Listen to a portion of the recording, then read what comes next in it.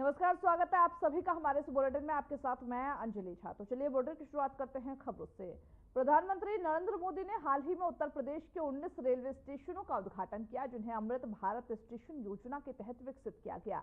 बताते यह चले कि इस योजना का उद्देश्य भारतीय रेलवे के स्टेशनों को आधुनिक सुविधाओं से लैस करना और उन्हें विश्व स्तरीय बनाना है। इन स्टेशनों के उद्घाटन से न केवल यात्रियों को बेहतर सुविधाएं मिलेंगी, बल्कि स्थानीय अर्थव्यवस्था और पर्यटन को भी बढ़ावा मिलेगा।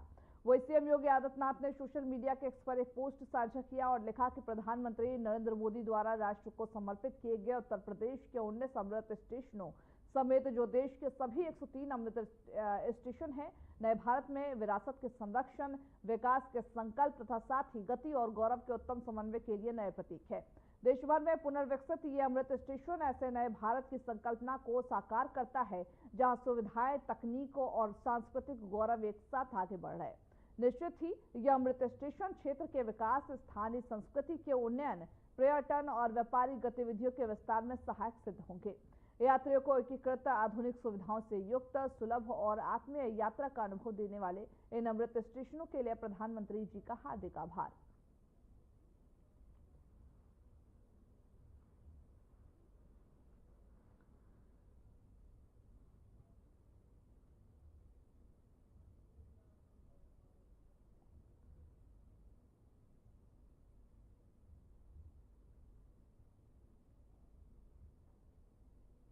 वही लखनऊ में अंतर्राष्ट्रीय जैव विविधता दिवस के अवसर पर राष्ट्रीय संगोष्ठी 2025 का उद्घाटन कार्यक्रम आयोजित किया गया, जहां सीएम योगी आदित्यनाथ द्वारा राष्ट्रीय संगोष्ठी का ये जो कार्यक्रम है 2025 का उद्घाटन किया गया। इस मौके पर ही सीएम योगी आदित्यनाथ ने मंच से संबोधित भी किया। क्या कुछ कहा वो भी आपको सुनवाते हैं।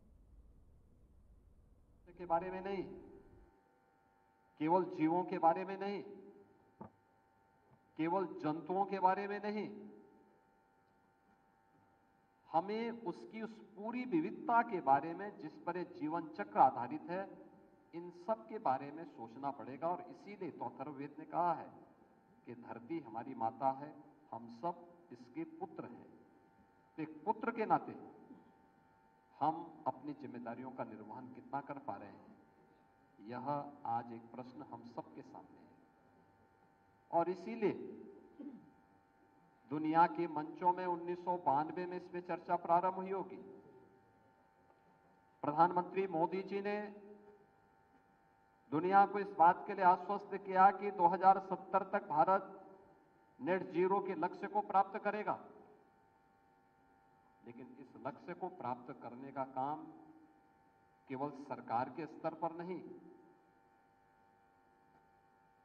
बल्कि हम सबके सामूहिक प्रयास से जब एक कार्यक्रम आगे बढ़ेंगे तो इसके परिणाम हमारे सामने देखने को मिलेंगे। मुझे प्रसन्नता है उत्तर प्रदेश के वन विभाग ने पिछले 8 वर्ष में 210 करोड़ से अधिक वृक्षारोपण के कार्यक्रम को आगे बढ़ा करके उत्तर प्रदेश के फॉरेस्ट कवर को आगे बढ़ाने में मदद की। ये पर्यावरण के प्रति और प्रकृति के प्रति हमारी कृतज्ञता का एक छोटा सा उदाहरण हो सकता है। आदरणीय प्रधानमंत्री जी के प्रयास से नमामि गंगे परियोजना के बहुत अच्छे परिणाम सामने आए हैं।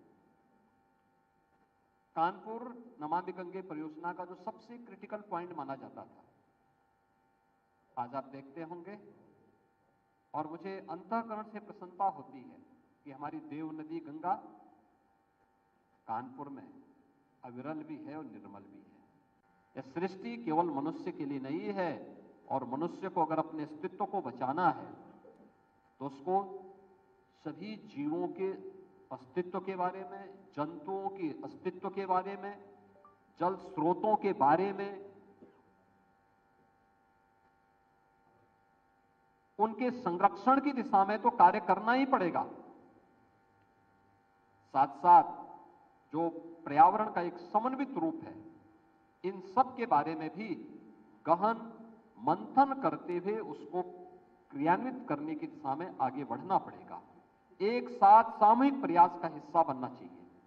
इसमें सरकार भी बल लगे, पर्यावरणविद भी इसके साथ जुड़े, समाज के प्रबुद्ध जन भी इसके साथ जुड़े, आम जनमानस को भी अगर हम इसके साथ जोड़ करके इस अभियान का हिस्सा बना सकते हैं तो इसके सार्थक परिणाम हम सबके सामने आएंगे।